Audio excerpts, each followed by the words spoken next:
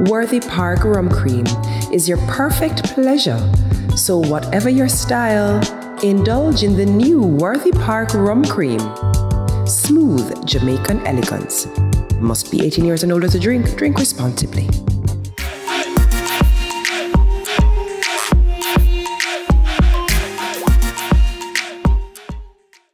Jamaica, make we do the right thing. Make we live good today for a better tomorrow. Talk it out, don't fight it out. The time by the Ministry of National Security is 6:30.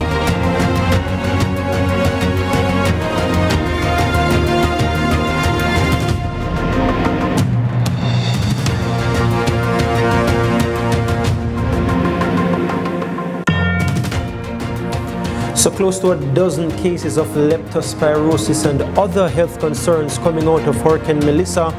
What next and what should be happening right now? We'll be hearing from the opposition spokesman on health, Dr. Alfred Dawes. But before that though, another health concern, more heat and how it's affecting Jamaicans. Now we spoke with vendors in Westmoreland and we also spoke with a climate change expert. Here is this overview on the concerns about heat following Hurricane Melissa.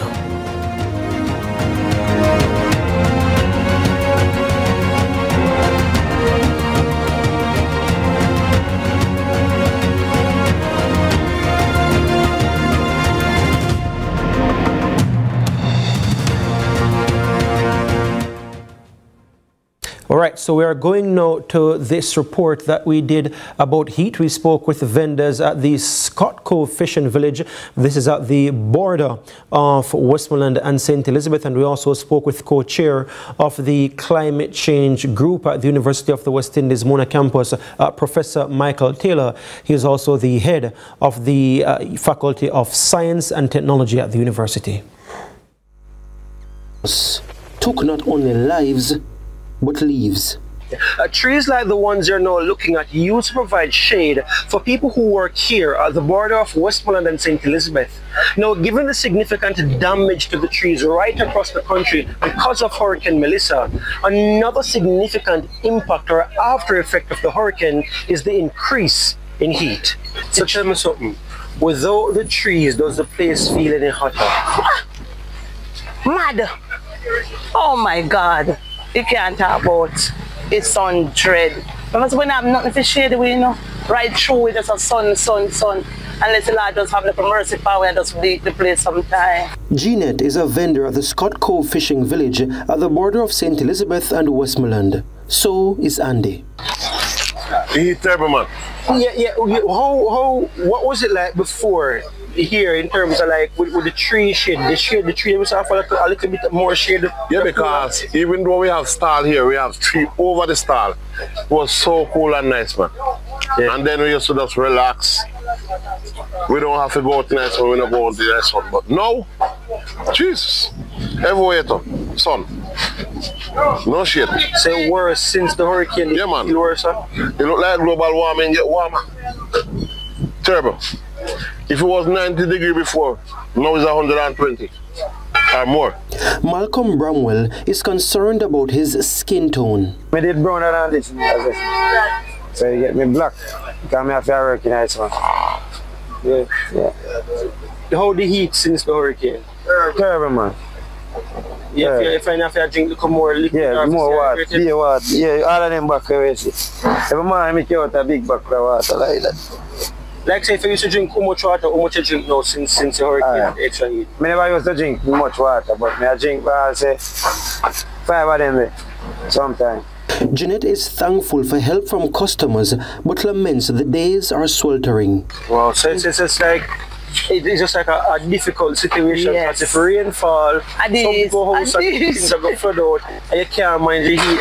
Please, we have a shelter. When the rain fall, the water pouring, blowing from it, same way. But alive, this kind of draw heat a little bit. yes, same way with the heat and the frying pan, the frying the fish and the heat come back to you. Because each time the breeze come up, it come down, the heat affect you. So how you manage? How you manage? Me? Every minute me go in the kitchen, me do the thing, me run come back and day. Because yesterday God was so good. There was this nice lady come and say, whose stall is this? And I said, me. She said, come here. And she called me, she said, here is a tent. I didn't get her name.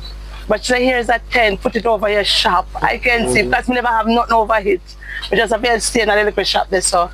And I share the sun. And she called me yesterday and gave it to me. I said, God bless you. I was so grateful for it. So it helped me today. Yes, because I have no canvas nor nothing yet. So the little tent, oh my God, it's a blessing to her. Wherever she is, may God bless her. How do you manage? Well, we have to just try and find if I want wall or something, we go and go that just until we cool down a little bit, we come back again and do something, because if you can't see, you feel like you drink more liquid to stay Yes, man, I drink case of water a day after, man. Especially with the family at the house. Oh, God. And you can't get water to buy. Because the other day, you got the trading shop. Only 6 or a dozen water they could have used. How you manage the heat again? Well, I live up the still of this guy and money because we are just a youth and we want to get to work up here, so we have the money. The place get hotter since the hurricane? Yes, get worse and hotter. I know people tell that all the children when you to tell how it's great, no, nothing. What you do? How you drink? You feel like you drink more water? Yes, we drink more water than when we used to. You don't drink again because of the heat? Yes, because your money costs you water. Professor Michael Taylor is Dean for the Faculty of Science and Technology at the University of the West Indies and co-director of the Climate Studies Group, MONA. I know that there are persons who are feeling, especially in the West, that it is hotter post the hurricane. And I think it's, there are ways in which I can see why people would have this perception and why I think it's valid. The first thing is that Melissa would have changed what I call, or resulted in what I would call small changes in the local climate. So by this I mean, one, Melissa would have caused a lot of loss of shading, so trees, leaves from trees, lack of, the trees were just devastated, especially in the worst hit part. And so you would have less shading in that microclimate, but also with damaged buildings, you would have what I would call changes to wind patterns as well. And then the third part of the change in the local climate is that you have lots of ponding of water. And so once you have lots of water on the ground and the sunlight directly hitting these ponds, you get increased evaporation, and so you get increased humidity. So feeling hot is actually a function now of that you have the temperatures and the humidity mixing together. Outside of those factors caused by Melissa, people in Western Jamaica are exposed to greater heat in other ways. There is kind of increased exposure after Melissa. So normally you would have in the day gone into a building with AC or a covered roof or sat under a tree, but with the absence of all of these things now, you are exposed actually to the direct sunlight. There's also increased exposure of concrete surfaces which absorb heat and radiate. And in addition to that, you now also have the lack of electricity for cooling. So throughout the hours of a day now, you are exposed to greater heat simply because Melissa has changed the environment and caused greater exposure. So if you add the fact that the microclimate might have changed to the fact that you are now exposed, and then of course we want to remember that we're also on the temporary roof, things like tarpaulin, and those create like what we would call the greenhouse effect. The things heat up and then the heat can't escape. These after effects contribute to the long-term change in climate, according to Professor Taylor. So climate change has created already a warm environment, and Melissa's impacts, whatever, what I explained about the kind of change microclimate and the greater exposure now happens on top of that background. Now we'll go to a quick break. Our first break here on the Lead Story. When we come back, we hear from the opposition spokesman on health, Dr. Alfred Dawes.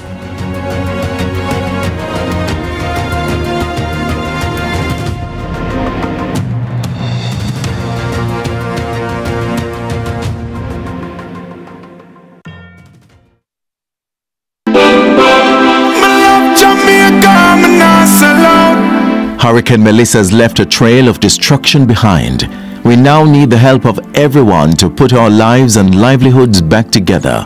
Join us live on Sunday, November 23 at 1 p.m. for I Love Jamaica Telethon and virtual concert, and make your donation. Some of Jamaica's leading artists and personalities come together to appeal for donations to the Hurricane Melissa Recovery Fund. And your favorite artist or personality will be there, not just to entertain you, but to also answer the phones. Make sure to call and make your donation. 888-LOVE-JAM or 888-568-3526. I Love Jamaica Telethon and virtual concert, Sunday, November 23, 1 p.m. live right here on CVM TV. Help us to build back Jamaica stronger. I want to represent the citizens of Jamaica. Jamaica love. At Hawkeye, we work hard to develop state-of-the-art security solutions like our new Total Connect smart home automation system that gives you 24/7 access to control your appliances, lights, cameras, and doors using your smartphone, tablet, or PC. As the most trusted electronic security company in Jamaica, Hawkeye has the fastest response times to get to you when you need us most. Trust Hawkeye's Total Connect. Hawkeye, securing what matters.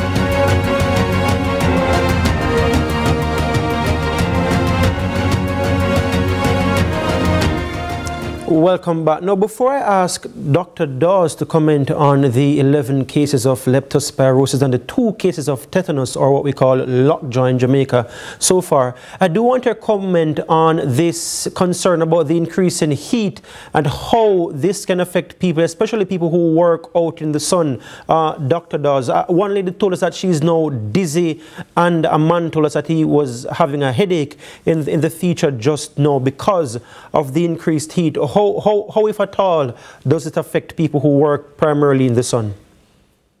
Hi, good evening, Giovanna, and good evening to all the viewers. Well, firstly, you know, we are experiencing climate change because this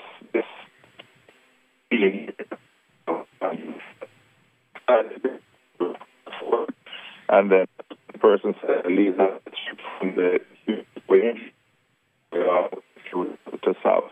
It's only now that you're starting to see some buds come from the tree. So there's no shade, and the sun is out. And for persons who are outside and may not be drinking as much as before, again, we have to think about accessibility to water, potable water. That might be a challenge. So dehydration is a consideration that we have to look at in the post-disaster areas. Especially coupled with the fact that some people are not just working outdoors, but they're living outdoors as well. So it's very difficult to address now.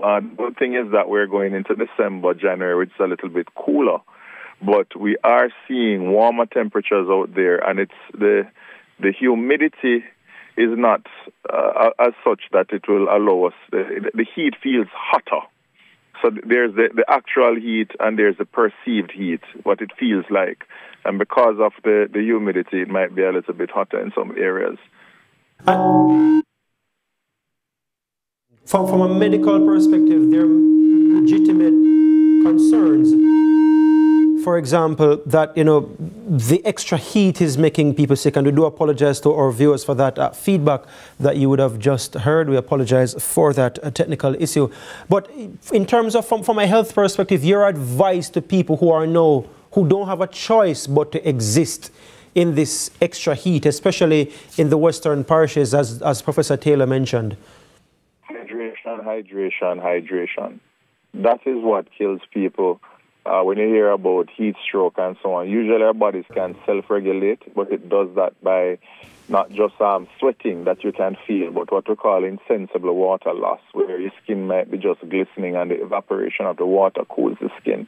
So you're losing water without realizing, and especially in the elderly, where their thirst mechanism may not be as functional as when they were younger, the tendency is to get dehydrated. So you have to look at your urine to see if it is getting more concentrated and the odor is higher, and look at your stool to see if you're getting constipated, because the first place that your body sucks extra water from is from the stool. So if you find that your stool is hard and you're becoming less regular and your urine is getting more concentrated. It means that you're not keeping up with your hydration, and you need to improve on that.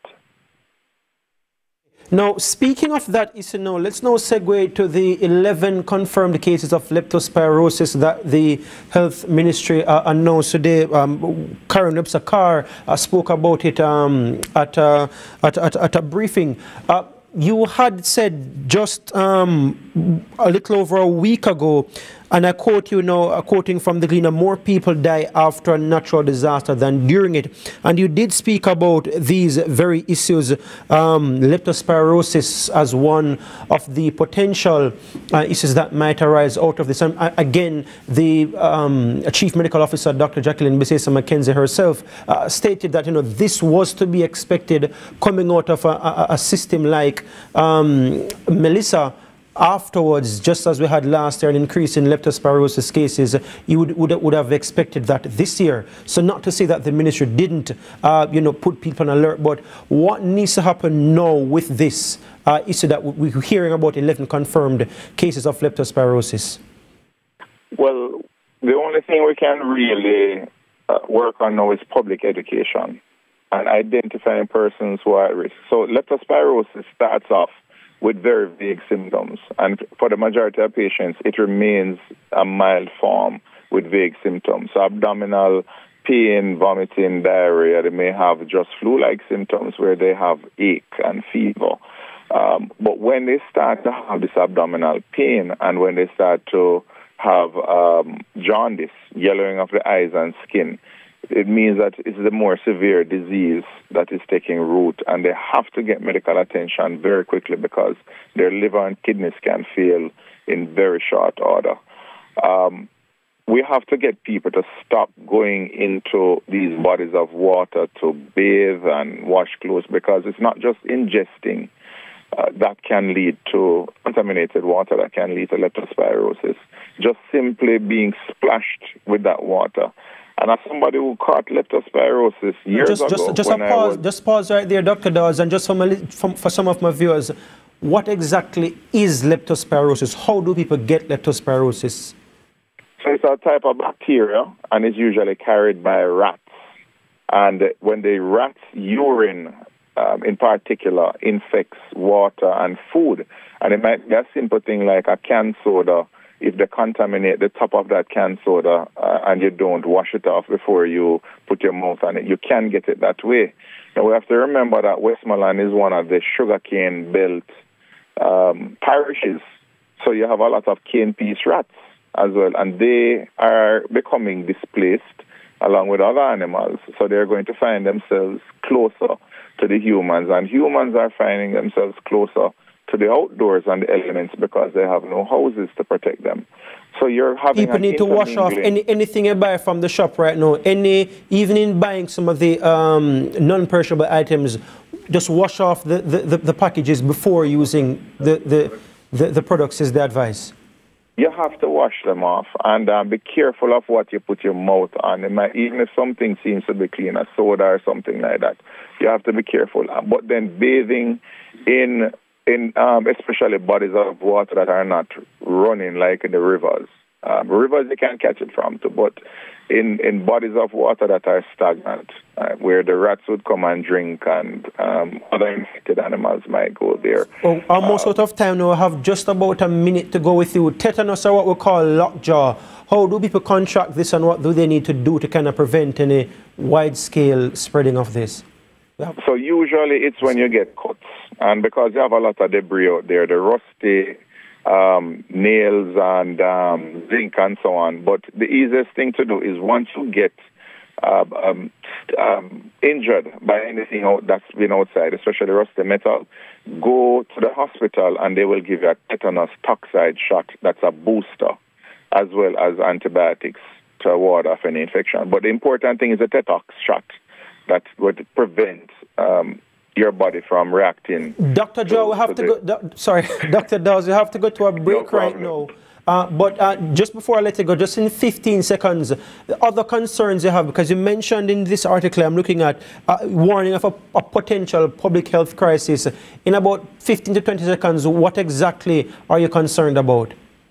I'm worried about dengue right now because the mosquito population is exploding and we still are having cases of diarrhea. So water and food, be careful, vector control to try and avoid dengue. But public education is what we need right now.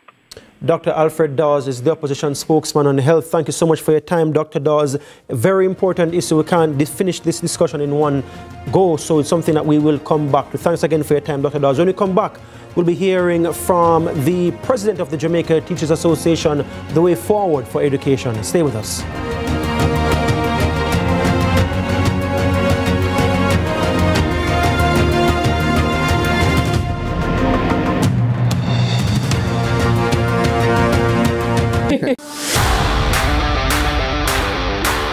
It's time! Welcome to High School Pitchside. We have another fascinating episode for you.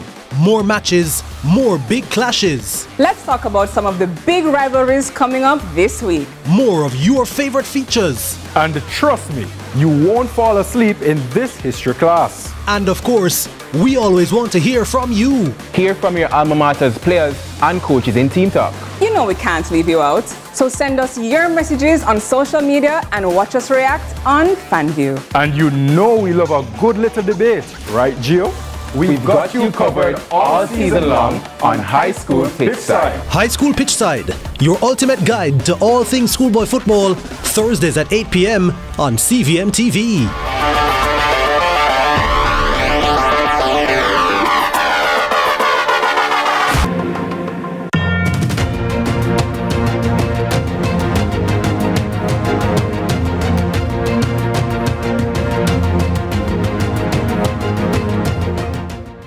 Welcome back to Lead Story. I'm Giovanni Dennis. Now, over the past few weeks, there has been concerns about what will happen now with education, especially for students who have to sit exams. Now, the Education Ministry has said it's recommending a phased reopening of schools, again, amid the psychosocial support for teachers and principals, given that everyone would have been affected in some way by Hurricane Melissa, some more significant than others.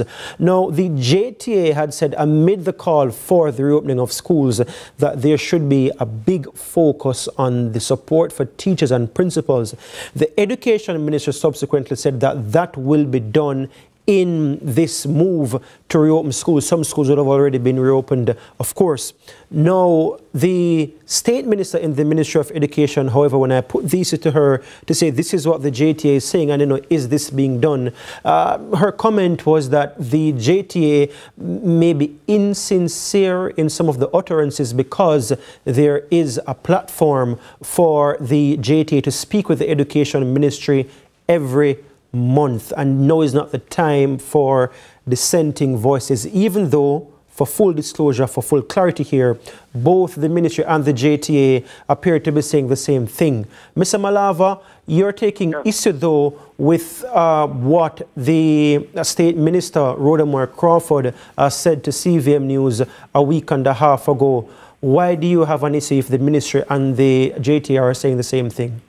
Well, it's primarily because of the JTA's advocacy, why there seems to be more of a concerted effort to put certain things in place with respect to psychosocial support. We have had problems from our perspective in terms of how the reopening of schools were being done.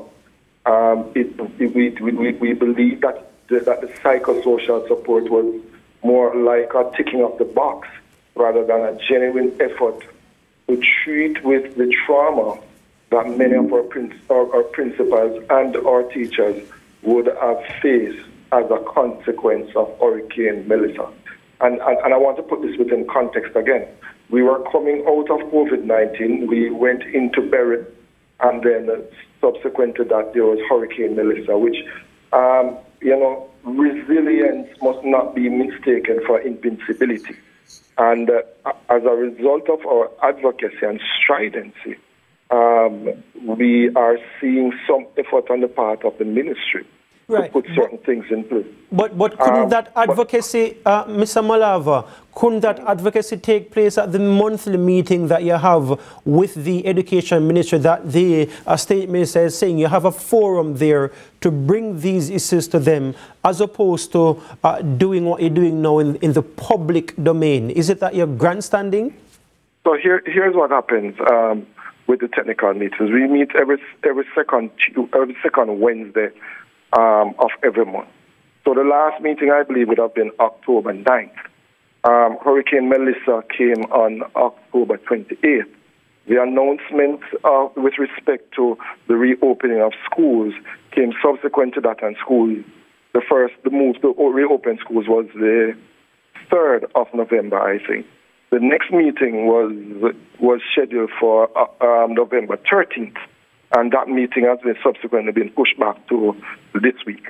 So there was no opportunity within all of that to treat with, at that particular meeting, to treat with the issue of the reopening of schools. Furthermore, let's be brutally frank. We heard about the reopening. The first time we heard about reopening of schools was really in the public domain like everybody else. No consultation with the JTA was done, no discussion with the JTA? Not in initial phase, no. Has there subsequently been a discussion? There has been a discussion subsequent to that. Stakeholders were called to a meeting, I think, on November 4th. When I heard about the reopening of schools, there were discussions with the minister about how schools should be reopened. Because I am on record as saying that any reopening of schools immediately after Melissa should be subjected to analysis and assessment by the principals, the board, in collaboration with the teachers. So we were on record as saying that. Yeah, Mr. Malava, just before we go